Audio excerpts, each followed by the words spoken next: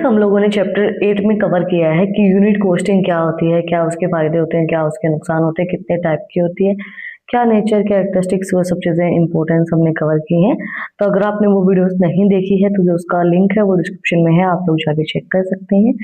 आज हम कवर करेंगे batch costing. What is batch costing? हमारा जो चैप्टर 8 है उसमें 2 टॉपिक दिए गए थे हमें, unit and batch costing. Unit costing हमने कवर कर ली है, अब हम बैच कॉस्टिंग को कवर करेंगे। बैच कॉस्टिंग क्या होती है, आज हम बैच कॉस्टिंग क्या होती है उसका क्या होती है वो देखेंगे और फीचर्स देखेंगे। इंट्रोडक्शन कवर करेंगे mainly. What is batch costing? Batch costing is a cost accounting method used by companies that manufacture or produce goods in batch. The production process is divided into batches, and the costs incurred during the production of each batch are recorded separately. It helps business improve operations by providing cost information to facilitate effective decision making. अब अलग-अलग batch बना दिए गए हैं। Unit costing मतलब पूरे एक unit की कॉस्ट हम कैलकुलेट कर रहे हैं। बैच कॉस्टिंग कॉस्ट अकाउंटिंग के अंदर यूज किया जाता है। एक मेथड होता है जिसके अंदर कंपनीज जो है मैन्युफैक्चर के अंदर अलग अलग बैच बना देते हैं कि इस प्रोडक्ट का, इन गुड्स का ये बैच है, इनका ये बैच है। अलग अलग बैच के अंदर डिवाइड कर देती है प्रोसेस को। उन बैच के अकॉर्डिंगली फिर कॉस्ट को कैलकुलेट करती है। अगर हम बैचेस के अकॉर्डिंगली, एक तो यूनिट, हमने इतनी यूनिट प्रोड्यूस किया उसके अकॉर्डिंगली हम कॉस्ट को कैलकुलेट कर रहे थे। यूनिट कॉस्टिंग अब एक एक बैच डिवाइड कर दी गई है, उन बैच के अकॉर्डिंगली कॉस्ट को कैलकुलेट किया जाता है और कॉस्ट अकाउंटिंग के अंदर, और वो चीज डिसीजन मेकिंग में हेल्प करती है। Features and steps involved in batch costing. Firstly, batch identification. Each batch of product is identified and assigned a unique batch number or code. This help in distinguish cost related to different batches. यहाँ पे अलग अलग batch बना दिए जाते हैं कि भाई इस बैच के अंदर इतने ये प्रोडक्ट आएंगे। अलग अलग आइडेंटिफिकेशन होती है हर बैच के अंदर।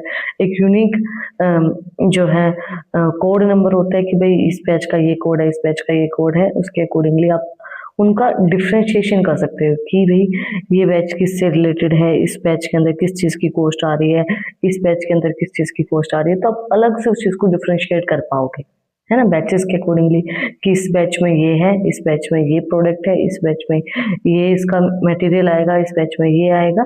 उसके अकॉर्डिंगली आप डिफ्रेंशिएशन कर पाओगे। Cost accumulation, then cost are accumulated for each batch including direct material, direct labour and overhead cost.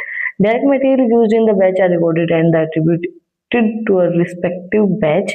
Direct labor cost incurred for production. The batch is also allocated to the batch.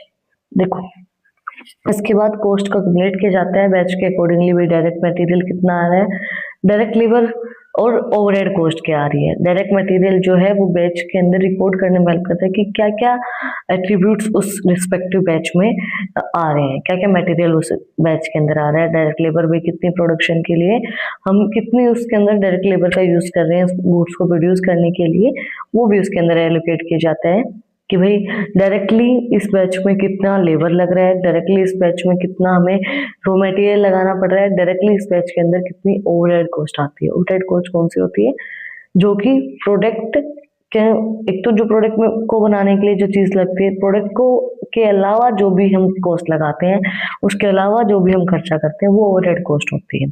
तो वो कितनी कितनी किस किस batch में आ रही है वो अक्यूमुलेट की जाती है, वो उसके अंदर इंक्लूड की जाती है। जब हम रिकॉर्ड करते हैं एक एक बैच का, जो हम आइडेंटिफिकेशन के उसको आइडेंटिफाई करने के बाद जो कॉस्ट हम रिकॉर्ड करते हैं, तो वो कितनी कितनी क्या क्या आ रही है उसको एलोकेट किया जाता है। डायरेक्ट मटेरियल को, डायरेक्ट लेबर को एंड ओवरहेड कॉस्ट इसको, कि ओवरहेड कॉस्ट कितनी आ रही है, डायरेक्ट मटेरियल हम कितना यूज कर रहे हैं उस बैच के अंदर, और डायरेक्ट लेबर कितनी उसके अंदर आ रही है।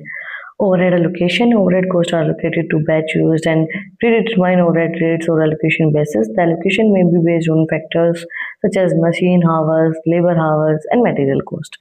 जैसे मैंने आपको बताया ओवरहेड एलोकेशन, ओवरहेड्स को एलोकेट किया जाता है अलग अलग बैचेस के ऊपर। वो जो आपने पहले से प्री डिटरमाइन कर दिया कि ओवरहेड को रेट इतना रहेगा, क्या एलोकेशन बेसिस रहेगा। एलोकेशन जो है वो बेस्ड रह सकता है, हम ओवरहेड को जो है वो मशीन आवर्स के ऊपर, भाई मशीन ने कितना घंटे काम किया, उसके बाद हमने उस पर जो खर्चे किए हैं वो ओवरहेड कॉस्ट के अंदर आते हैं। जैसे repair, maintenance, labour hours, labour ने कितने घंटे काम किया, मटेरियल कॉस्ट में कितनी चार्ज हुई है, तो उसके अकॉर्डिंगली ओवरहेड एलोकेशन किया जाता है कि ओवरहेड्स कितने कितने कहाँ कहाँ पे लगे हैं हमारे, उनको एलोकेट किया जाता है बैचेस के अकॉर्डिंगली, जो कि हमें पहले से डिटरमाइन किए गए थे कि ओवरहेड रेट ये रहेगा, और रेट्स के अकॉर्डिंगली और एलोकेशन बेसिस के अकॉर्डिंगली ओवरहेड कॉस्ट को एलोकेट किया जाता है। एलोकेशन हमारा रह सकता है मशीन हावर्स, लेबर हावर और मटेरियल कॉस्ट के ऊपर। Then batch cost calculation, the total cost incurred for each batch include direct material, direct labor, and allocated overhead cost are calculated. This provides a comprehensive view of cost allocated with providing a specific batch. उसके बाद batch coast हम calculate करेंगे, जिसके अंदर हमारी सारी चीज़ें include की जाएंगी। डायरेक्ट मटेरियल कितना लगा है, डायरेक्ट लेबर कितनी लगी है, एलोकेटेड जो हमने एलोकेट की है ओवरहेड कोस्ट वो कितनी आई है, उसको हम कैलकुलेट करेंगे। ये हमें एक सही व्यू दिखा देता है कि स्पेसिफिक बैच के ऊपर हमें कितना खर्चा लगा है ना, तो हम टोटल निकाल के लेके आएंगे। Then cost analysis, batch costing allows for cost analysis and comparison between different batches. By comparing the cost and profitability of different batches, organisation can identify cost drives, assist efficiency and make informed decision regarding production process and pricing strategy. उसके बाद जब आप coast को analyse करोगे अलग अलग batch के accordingly, भाई इस बैच के अंदर में इतने कोस्ट आई है, उसको कंपेयर करेंगे हम अलग अलग बैच के साथ, तो हमें पता चलेगा कि इस बैच में इतना प्रॉफिट हुआ है, इतना लॉस हुआ है, कोस्ट रेट क्या है, कितना एफिशिएंट तरीके से काम हो रहा है, कितना नहीं हो रहा है। सेम चीजें यूज करके एक बैच में ज्यादा फायदा दे रहा है, एक बैच में कम फायदा दे रहा है, तो कोस्ट एफिशिएंसी को हम चेक करेंगे और उसके अकॉर्डिंगली फिर हम उसकी एफिशिएंसी को बढ़ा सकते हैं। Inventory valuation, batch costing is also applicable to inventory valuation. The costs allocated to each batch are used to determine the value of work in progress inventory and finished goods inventory.